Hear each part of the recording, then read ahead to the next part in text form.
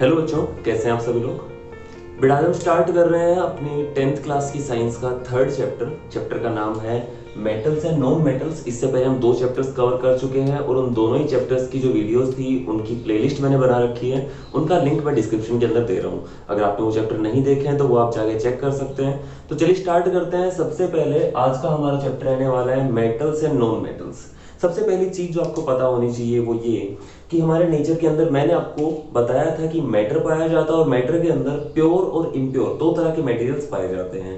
Pure substance भी 2 तरह के होते हैं, जिनमें से एक को हम एलिमेंट बोलते हैं, दूसरे को कंपाउंड बोलते हैं। जब हम मेटल्स एंड नॉन मेटल्स की बात करेंगे तो ये एलिमेंट्स में लाई करते हैं। कौन सी कैटेगरी के अंदर आते हैं?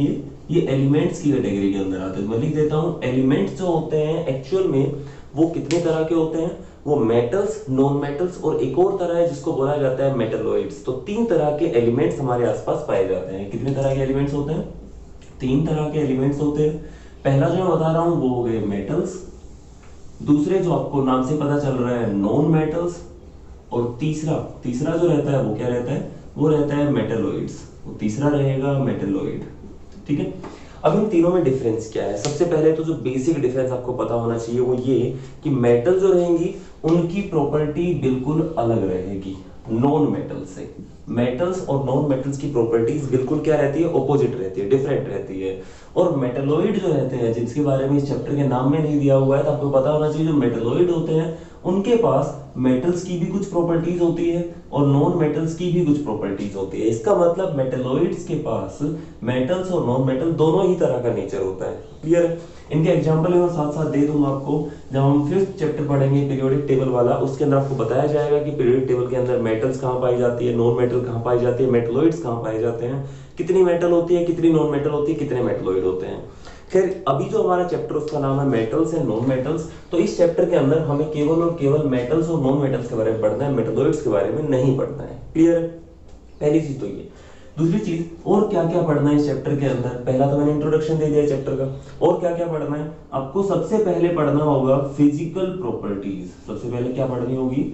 Physical properties of metals and non metals. ठीक है, अभी समझ जा रहा है ये मेटल्स है कि नॉन मेटल है? मेडिकल नॉन मेडिकल मत समझना इसको।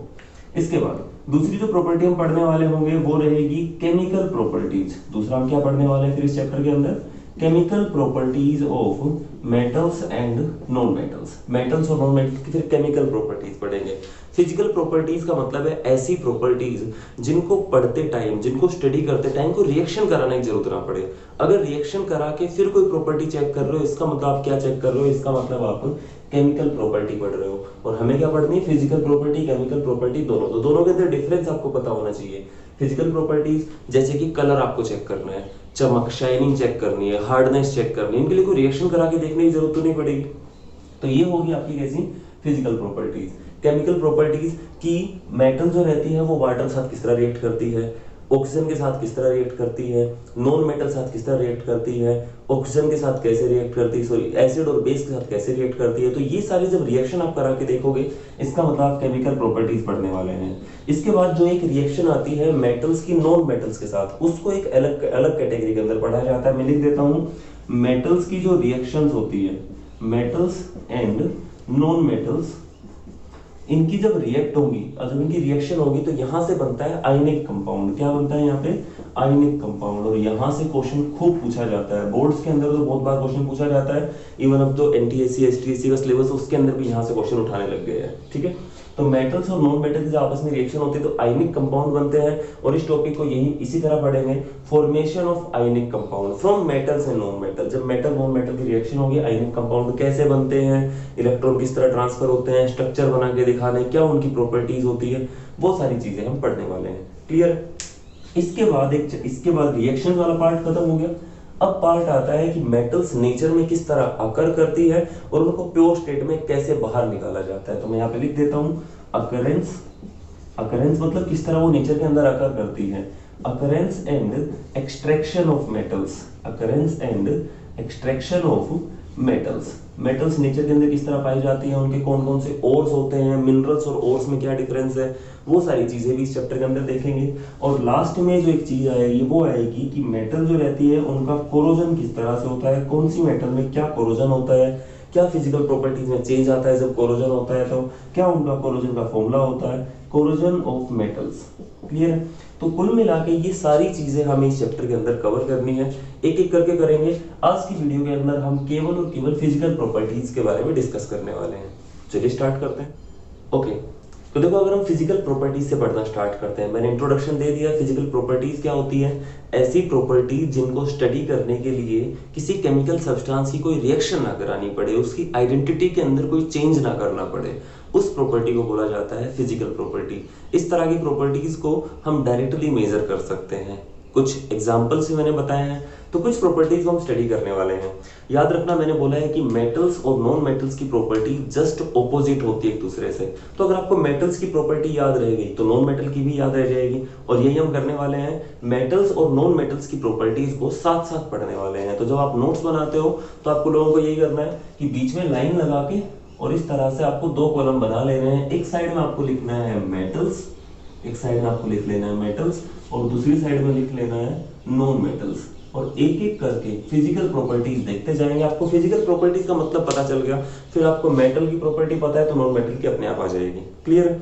तो चलिए स्टार्ट करते हैं। मैं यहाँ पे लिख देता हूँ, ये हमारे पास मेटल्स और नॉन मेटल्स होगी एक एक साइड में। सबसे पहली जो फिजिकल प्रॉपर्टी आती है वो आती है फिजिकल स्टेट।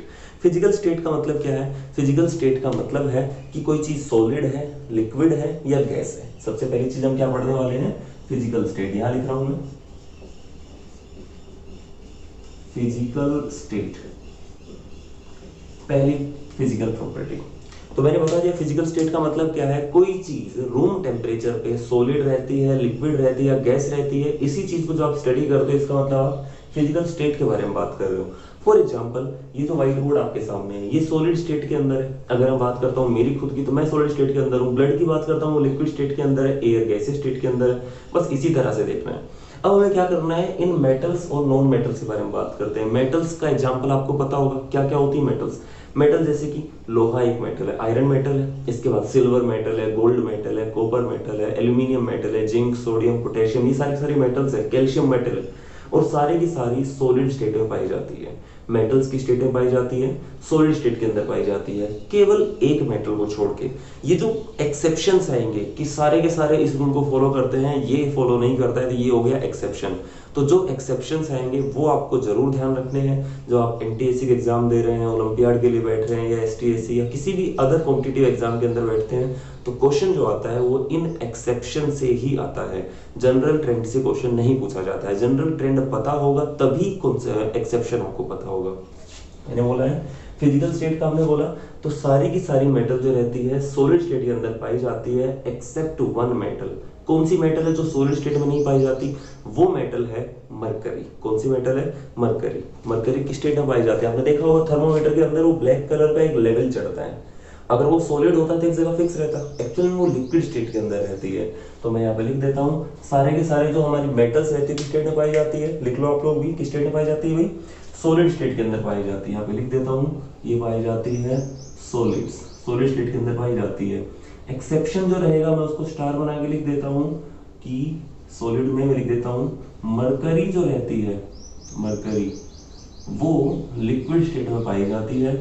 इसके अलावा जो मेटल्स रहेंगी सारी सारी सॉलिड स्टेट में पाई जाएंगी। पता चल गया, फिजिकल स्टेट पता चल गई। यहाँ से इंपॉर्टेंट क्वेश्चन बनता है कि ऐसी कौन सी मेटल है जो सॉलिड स्टेट में नहीं पाई जाती? कौन सी मेटल है? वो मरकरी है। कौन सी मेटल जो लिक्विड स्टेट में पाई जाती है? केवल एक ही मेटल है, कौन सी है? मरकरी है। Clear?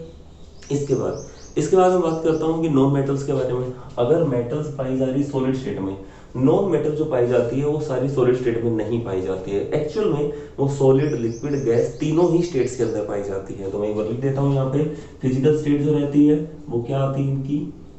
They exist in all three states. Mostly इनमें गैसेज होती है। मोस्टली क्या होती है? गैसेज होती है। यहाँ पे लिख देता हूँ, मोस्टली गैसेज होती है। ठीक है। अगर हम कार्बन की बात करते हैं, कार्बन एक नॉन मेटल है। क्या है? कार्बन एक नॉन मेटल है। तो कार्बन अगर एक नॉन मेटल है तो ये जो रहती है ये सॉलिड स्टेट में पाई जाती है, या लिक्विड स्टेट में पाई जाती है, गैसेज स्टेट में पाई जाती है। ये चीज हमें चेक करनी है। कार्बन पाया जाता है ग्रेफाइट की फॉर्म में, कोल की फॉर्म में, कोक की फॉर्म में। इसके अलावा डायमंड जो रहता है, ग्रेफाइट जो रहते हैं, फुलरीन जो रहते हैं, ये तीनों ही क्या रहते हैं, कार्बन ही रहते हैं। मैं बोलता हूँ कि कार्बन अगर ग्रेफाइट की फॉर्म में मिलता है, ग्रेफाइट क्या होता है, जो आपकी पेंसिल की जो लेड होती है वो एक्चुअल में क्या होती है, वो ग्रेफाइट होती है। डायमंड आपको पता है कि स्टेट में पाया जाता है, सॉलिड स्टेट के अंदर पाया जाता है, कार्बन सॉलिड स्टेट में मिलता है। ब्रोमीन एक अकेली नॉन मेटल है, ब्रोमीन एक अकेली नॉन मेटल है, मैं यहाँ पे लिख देता हूँ। ब्रोमीन जो रहेगा वो किस तरह से रहता है, वो लिक्विड स्टेट के अंदर पाई जाती है। ब्रोमीन किस तरह पाई जाती है, लिक्विड स्टेट के अंदर पाई जाती है। रेड, डीप रेड कलर की एक नॉन मेटल होती है ये, तो आपको ध्यान रखना है। एक मेटल ऐसी है जो लिक्विड स्टेट में पाई जाती है, एक नॉन मेटल ऐसी है जो लिक्विड स्टेट के अंदर पाई जाती है। मेटल तो होती है मरकरी, और नॉन मेटल कौन सी होती है, ब्रोमीन होती है, ठीक है। इसके बाद जो गैसेस स्टेट के अंदर पाई जाती है नॉन मेटल्स, वो कौन कौन सी है, जैसे ऑक्सीजन गैस होगी, hydrogen gas, nitrogen gas, chlorine gas, bromine, sorry ये जो हो गया हमारे पास गैसेस जो रहेगी, हीलियम, नियोन, आर्गन, ये सारी सारी किस स्टेट में पाई जाती है, गैसेस स्टेट के अंदर। तो मोस्टली गैसेस की फॉर्म में पाई जाती है ये। एक ऐसा है जो किस स्टेट में पाया जाता है, लिक्विड स्टेट में पाया जाता है, ब्रोमीन। इसके अलावा सॉलिड स्टेट के अंदर कार्बन पाया जाता है, सल्फर पाया जाता है, ठीक है। इस तरह से आपको मिल जाते हैं। पहली स्टेट क्लियर होगी। दूसरा जो आपके पास डिफरेंस आता है वो आता है हार्डनेस के बेस पे। तो अगर आपको फिजिकल स्टेट क्लियर है तो मेरे हिसाब से हार्डनेस भी क्लियर हो जाएगी। हार्डनेस क्या होगी, अगर कोई चीज सॉलिड है तो वो तो हार्ड होगी, और ज्यादातर अगर गैसेस पाई जा रही है तो वो क्या होंगे, वो सॉफ्ट होंगे। केवल और केवल डायमंड को छोड़कर बाकी सारे सॉफ्ट होते हैं। अब पेंसिल को अगर वो सॉलिड स्टेट में पाई जा रही है, लेड जो है वो ग्रेफाइट, उसको तोड़ना तो बहुत आसान है। इसका मतलब ये हुआ कि हमारे पास जो नॉन मेटल्स रहेंगी वो हार्ड नहीं होती है। वो कैसी होती है, वो ज्यादातर सॉफ्ट होती है एंड ब्रिटल मतलब जिनको तोड़ा जा सकता है, ऐसी होती है। केवल एक एक्सेप्शन वहां पे है, कार्बन की जो डायमंड फॉर्म होती है वो हार्ड नहीं, वो सॉफ्ट नहीं होती है। That is one of the hardest materials known in the world, ठीक है। तो हम बोलते हैं यहाँ पर मोस्टली क्या होती है भाई, ये मोस्टली सॉफ्ट एंड ब्रिटल का मतलब जिनको इजीली तोड़ा जा सकता है, उनको हम क्या बोलते हैं, ब्रिटल बोलते हैं। तो मोस्टली सॉफ्ट एंड ब्रिटल होती है। डायमंड किसकी फॉर्म होती है, कार्बन की फॉर्म होती है। तो कार्बन जो रहता है एज डायमंड, तो वो हार्ड होता है, one of the hardest material है वो, ठीक है, इन द नेचर। तो हम बोल रहे हैं कि हमारे पास ये नॉन मेटल्स की प्रॉपर्टी मिल गई। और मेटल्स किस तरह की पाई जाती है, मेटल्स के बारे में लिख देता हूँ। मेटल जो रहती है वो ज्यादातर हार्ड होती है, इसीलिए मेटल्स का यूज किया जाता है हैवी मशीन्स बनाने में, ब्रिजेस को तैयार करने में, है ना, जो आपकी ऐसे सपोर्टिंग सिस्टम्स होते हैं उनको तैयार करने के लिए। तो ये जो रहते हैं ये हार्ड रहते हैं। कैसे रहते हैं, ये हार्ड रहते हैं। साथ साथ में लिख देता हूँ, ये ब्रिटल नहीं होते, स्ट्रॉन्ग होते हैं। ये कैसे होते हैं, स्ट्रॉन्ग होते हैं। दो प्रॉपर्टीज क्लियर होगी। इसके बाद नेक्स्ट जो प्रॉपर्टी आती है जो मैं लिख रहा हूँ, वो प्रॉपर्टी में लिख रहा हूं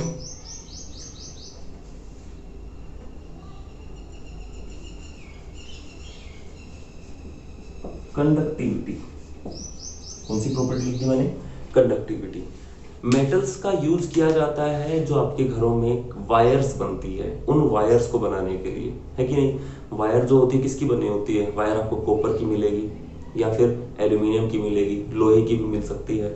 जो कंप्यूटर्स होते हैं उनके अंदर सिल्वर और गोल्ड की वायर्स यूज की जाती है। कभी कार्बन की वायर नहीं मिलेगी, ऑक्सीजन की वायर नहीं मिलेगी, नाइट्रोजन की वायर नहीं मिलेगी। क्यों, क्योंकि पहली चीज तो वो गैसीय स्टेट के अंदर पाई जा रही है। अगर कोई चीज सॉलिड में है तो इलेक्ट्रिसिटी कंडक्ट नहीं करती है। तो हम बोलते हैं कि मेटल जो रहती है वो कैसी रहती है, इलेक्ट्रिसिटी की कंडक्टर होती है। कैसी होती है, इलेक्ट्रिसिटी की कंडक्टर होती है। तो आपको नोट कर लेना है कि मेटल जो रहेंगे वो इलेक्ट्रिसिटी की क्या रहेगी भाई, कंडक्टर रहेगी। नॉन मेटल जो रहेंगी वो इलेक्ट्रिसिटी की इंसुलेटर रहेगी। यहाँ पे लिख देता हूँ मैं कंडक्टर्स। मेटल्स क्या रहती है, इलेक्ट्रिसिटी की कंडक्टर्स रहती हैं। और ये क्या रहेगी, ये इंसुलेटर्स रहेंगे। इंसुलेटर्स का मतलब क्या होता है, जो इलेक्ट्रिसिटी कंडक्ट नहीं करा सकते। लेकिन एक यहाँ पे फिर से एक एक्सेप्शन मिलेगा जो इलेक्ट्रिसिटी कंडक्ट कराता है, और वो है ग्रेफाइट, ठीक है। कार्बन का एक एलोट्रोप है, कार्बन की एक फॉर्म है ग्रेफाइट। तो मैं लिख देता हूँ कार्बन एज ग्रेफाइट। ये एक कंडक्टर का काम करता है। जब आप बैटरी के सेल्स की बात करते हो, जो मोटे सेल्स आते थे, बड़े सेल जो आते थे, अगर उनको तोड़ के देखते हो तो उनके अंदर एक लेड निकल के आती है, और वो जो लेड होती थी एक्चुअल में वो ग्रेफाइट ही होता था। क्यों यूज करते थे, क्योंकि वो इलेक्ट्रिसिटी कंडक्ट करा रहा था दो एनोड्स के बीच में, दो इलेक्ट्रोड्स के बीच में। क्लियर। तो आपको ध्यान रखना है कि सारी नॉन मेटल जो रहती है वो मोस्टली इंसुलेटर्स होती हैं except graphite, except carbon as graphite, ठीक है। अब डायमंड नहीं बोलोगे, डायमंड तो इंसुलेटर भी होता है, केवल और केवल ग्रेफाइट जो रहता है वो इलेक्ट्रिसिटी का कंडक्टर रहता है। क्लियर। अब कंडक्टिविटी की जब बात कर रहे हैं तो ये इलेक्ट्रिसिटी के कंडक्टर्स की हम बात कर रहे हैं। किसकी बात कर रहे हैं? इलेक्ट्रिसिटी के कंडक्टर्स की। तो मैं लिख देता हूं मैं conductors of electricity, conductors of electricity. और ये भी जो हमने बोले हैं ये किसके हैं? Insulator of electricity. लेकिन कंडक्शन तो हीट का भी होता है, तो हीट का जो कंडक्शन रहता है उसको हम कैसे स्टडी करते हैं? यहाँ मैं लिख देता हूँ, ये हीट के भी कंडक्टर होते हैं। एक क्वेश्चन पूछा जाता है कि खाने बनाने के जो बर्तन होते हैं वो कॉपर के बनाए जाते हैं या फिर वो किसके बनाए जाते हैं? आयरन के बना सकते हो आप, स्टील के बना सकते हो। क्यों? क्योंकि they are metals and metals are good conductors of heat, इसलिए उनको बनाया जाता है किससे? मेटल से बनाया जाता है। ये जो रहते हैं ये हीट के भी इंसुलेटर रहते हैं। क्या रहते हैं ये? हीट के भी इंसुलेटर रहते हैं। Insulator of electricity and heat. अब मैंने हीट को अलग ही लिखा है, जो ग्रेफाइट रहेगा ये हीट को कंडक्ट नहीं करा सकता। क्लियर? इतना क्लियर? ठीक है। तो नेक्स्ट प्रॉपर्टी मैं यहीं पे लिख देता हूँ, एक प्रॉपर्टी और आ जाएगी मेरे हिसाब से। यहाँ पे लिख रहा हूँ मैं, फोर्थ प्रॉपर्टी जो है वो है डक्टिलिटी। अभी डक्टिलिटी क्या होती है इस चीज को समझना। अगर किसी भी सब्सटेंस के दो एंड्स को पकड़ के खींचा जाए, अगर उनको इस तरह खींचा जाए और वो लंबा हो जाए, वो ऐसे स्ट्रेच हो जाए और क्या बना दे, वो एक वायर की फॉर्म में कन्वर्ट हो जाए, तो इसका मतलब वो सब्सटेंस जो रहेगा उसके पास डक्टिलिटी की प्रॉपर्टी है और उस सब्सटेंस को डक्टाइल सब्सटेंस बोला जाएगा। मेटल जो रहती है वो डक्टाइल होती है क्योंकि मेटल्स की वायर्स बनाई जा सकती है। क्लियर? तो आपको बस ये समझ लेना है कि जो भी सब्सटेंस वायर्स में कन्वर्ट किया जा सकता है उसको डक्टाइल बोलते हैं। And metals are ductile. Metals कैसी होती है? डक्टाइल होती है। सारी मेटल डक्टाइल होती है एक्सेप्ट मरकरी। अब मरकरी के वायर नहीं बना सकते क्योंकि मरकरी की स्टेट है पाई जा रही लिक्विड स्टेट के अंदर। तो यहाँ पे ध्यान रखना है आपको, डक्टिलिटी के अंदर मैं लिख देता हूँ metals are ductile. It means that they can be drawn into thin wires. उनको हम ड्रॉ कर सकते हैं इनटू थिन वायर्स। ठीक है, ये क्या प्रॉपर्टी हो जाएगी? किसकी प्रॉपर्टी होगी है? ये हो गई है हमारी प्रॉपर्टी मेटल्स की। और ये जो नॉन मेटल्स रहती हैं दे आर नॉन डक्टाइल, वो डक्टाइल नहीं होती है। तो यहाँ पे लिख देता हूँ non metals are not ductile, वो डक्टाइल नहीं होती है। इसका मतलब they can not be drawn into thin wires. Clear? फटाफट से इन डिफरेंसेस को नोट कर लो, इनका एक स्क्रीनशॉट ले लो। इसके बाद हम बाकी जो प्रॉपर्टीज बचती है उनको स्टडी करते हैं। ओके, तो नेक्स्ट जो प्रॉपर्टी आती है उस प्रॉपर्टी का नाम है मेलिएबिलिटी। क्या प्रॉपर्टी है? मेलिएबिलिटी। लास्ट इससे पहले मैंने बताई थी डक्टिलिटी, अभी जो नेक्स्ट प्रॉपर्टी आ रही है फिफ्थ प्रॉपर्टी होगी ये, एक बार नंबरिंग देख लेना अभी, मेलिएबिलिटी। ठीक है, और इसका मतलब क्या होता है? मेलिएबिलिटी का मतलब होता है अगर किसी सब्सटेंस के ऊपर आप हैमर से ऐसे चोट करते हो और वो पतला होता जाता है, वो टूटता नहीं है, बिखरता नहीं है, पतला होता जाता है और क्या हो जाता है? एक शीट की तरह ऐसे फैल जाता है। आपने देखा होगा कि अगर एक सिक्के को आप किस तरह पे रेल की पटरी के ऊपर रख देते हो, ट्रेन आती है वहां से उसके ऊपर से निकल जाती है तो वो टूटता नहीं है, क्या हो जाता है? वो पतला हो जाता है ना? तो हम क्या बोल रहे हैं कि हमारे पास अगर कोई सब्सटेंस हो, उसके ऊपर हैमर से ऐसे स्ट्राइक कर रहे हैं हम उसके ऊपर और वो एक शीट की फॉर्म में कन्वर्ट हो जाता है, तो anything that can be beaten into thin sheets, अगर किसी चीज के ऊपर हथौड़े से चोट मार के उसको पतली शीट की फॉर्म में कन्वर्ट कर दिया जा सकता है, तो वो सब्सटेंस मेलिएबल रहेगा। क्या रहेगा? वो सब्सटेंस मेलिएबल रहेगा। और मेटल्स की शीट बनाई जाती है कि नहीं बनाई जाती है? आपको पता होगा जैसे घरों के अंदर जो टीन डाली जाती है, चद्दरें जो डाली जाती है, मेटल्स की होती है, वो होती कि नहीं होती है? इसी तरह से अगर मैं बात करता हूँ कि जो आप खाने पीने की बात करते हो, तो खाने पीने के अंदर जो मिठाइयाँ आती है उनके ऊपर भी चांदी का वर्क चढ़ाया जाता है। वो क्या होती है? वो भी एक कोटिंग जो होती है, वो एक शीट है, एक बहुत पतली शीट है। कितनी पतली शीट बनाई जा सकती है कि नहीं?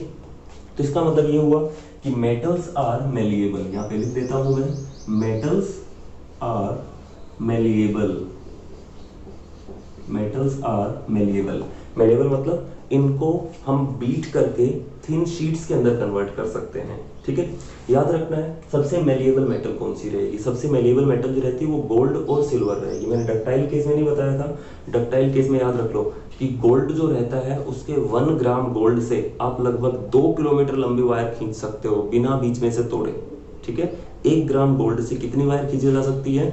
लगभग 2 किलोमीटर लंबी वायर खींच सकते हैं। तो गोल्ड सबसे ज्यादा डक्टाइल मेटल होती है। उसके बाद सिल्वर आती है। मेलिएबल के अंदर आपको याद रखना है गोल्ड और सिल्वर जो रहते हैं they are most malleable metals. Clear, इनकी सबसे पतली शीट बनाई जा सकती है। ठीक है, इसके बाद नॉन मेटल जो रहेंगी वो क्या रहेंगी? नॉन मेटल्स आर, आप लिख लेना directly, non metals are non malleable, are not malleable. Clear, 2 properties और बचती है, फटाफट लिख लो। नेक्स्ट जो प्रॉपर्टी आती है वो आती है metallic lustre, LUSTRE, metallic lustre. Lustre मतलब चमक। अगर किसी मेटल को काटा जाए, अगर किसी मेटल को बीच में से काट दिया जाए तो जो सरफेस आएगा वो सरफेस कैसा रहता है? वो बहुत चमकदार होता है, शाइनी होता है। तो मेटल्स का जो अगर प्योर स्टेट की बात करते हैं तो प्योर स्टेट के अंदर भी उनका सरफेस जो रहता है वो शाइनी होता है। इस वजह से मेटल जो रहती है उनके पास एक मेटेलिक लस्टर होती है। नॉन मेटल्स के पास लस्टर नहीं होती है। नॉन मेटल्स के पास लस्टर नहीं होगी। तो इसका मतलब ये हुआ कि मैं यहाँ पे लिख सकता हूँ कि मेटल्स हैव मेटेलिक लस्टर, इनके पास मेटेलिक लस्टर होती है, मेटेलिक लस्टर होती है। यहाँ पर अगर आप नॉन मेटल्स की बात करते हो तो एक नॉन मेटल ऐसी है जिसके पास लस्टर होती है। कौन सी नॉन मेटल है वो लिख लेना है यहाँ पे। मैं पहले यहाँ पे लिख देता हूँ कि भाई non metals are not lustrous, are not lustrous. लेकिन एक बता रहा हूँ जिसके पास चमक होती है।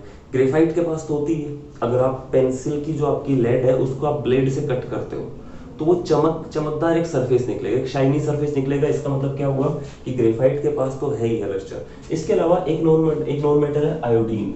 कौन सी नॉन मेटल बोल रहा हूं मैं? आयोडीन। आयोडीन और ग्रेफाइट, इन दोनों के पास लस्टर होती है। इन दोनों के पास क्या रहती है? लस्टर रहती है। तो फटाफट इन दोनों को नोट कर लो कि इनको मैं अलग लिख रहा हूँ। जो अलग पेन से लिख रहे हैं वो इनके जैसा नेचर शो नहीं कर रहे हैं, वो थोड़ा डिफरेंट नेचर शो कर रहे हैं। क्लियर। इसके बाद लास्ट प्रॉपर्टी आज की जिसको हम बोलते हैं सोनोरिटी। क्या बोलते हैं? सोनोरिटी। लास्ट प्रॉपर्टी है सोनोरिटी। ठीक है भाई। अब सोनोरिटी क्या होती है? सोनोरिटी को समझ लो। अगर किसी भी सब्सटेंस की सरफेस के ऊपर आप स्ट्राइक करते हो तो उससे एक आवाज निकलेगी। जैसी आवाज निकलेगी उस आवाज के बेस पे हम बताएंगे कौन सा सब्सटेंस सोनोरस है, कौन सा सब्सटेंस नॉन सोनोरस है, नॉट सोनोरस है। ठीक है। तो अगर आप बात करते हो घंटियों की, घंटियां किससे बनाई जाती है? ज्यादातर मेटल से बनाई जाती है। अगर आप लोहे की चीज से स्ट्राइक करोगे तो क्या होगा? तो उससे जो आवाज निकलेगी वो काफी देर तक गूंजेगी। अगर आप कॉपर की चीज के ऊपर किसी चीज स्ट्राइक करते हो, कॉपर की घंटी के ऊपर स्ट्राइक करते हो तो वो चीज काफी देर तक गूंजेगी, है ना। कॉपर के ऊपर कॉपर से स्ट्राइक करके देखो तो क्या होगा? अगर कोई सब्सटेंस इस तरह की एक कैरेक्टरिस्टिक साउंड प्रोड्यूस करता है जो काफी देर तक गूंजती है तो उसको हम बोलते हैं सोनोरस है वो। और नॉन मेटल, फॉर एग्जांपल आप कोयले के ऊपर कोयला मारो, लेड के ऊपर लेड मारो, लेड मतलब पेंसिल की लेड। ऐसे तो लेड एक मेटल होती है लेकिन पेंसिल की लेड उसके ऊपर लेड मारो, कोई ऐसी आवाज नहीं पैदा होगी। डायमंड के ऊपर डायमंड मारो, कुछ नहीं होगा। तो हम बोल रहे हैं बाकी तो गैसेज है, गैसेज को क्या एक दूसरे का टकराओगे। तो हम बोल रहे हैं metals are sonorous, metals are sonorous while non metals are not sonorous. ये सोनोरस नहीं होती है। सोनोरस का मतलब समझ में आ गया। ये सारी प्रॉपर्टीज हैं, ये सारी प्रॉपर्टीज आपको पता हो जानी चाहिए। इसके बाद हम पढ़ना स्टार्ट करेंगे chemical properties of metals and non metals. मिलते हैं नेक्स्ट वीडियो के अंदर, तब तक के लिए पढ़ते रहिए, सीखते रहिए। Thank you and good bye.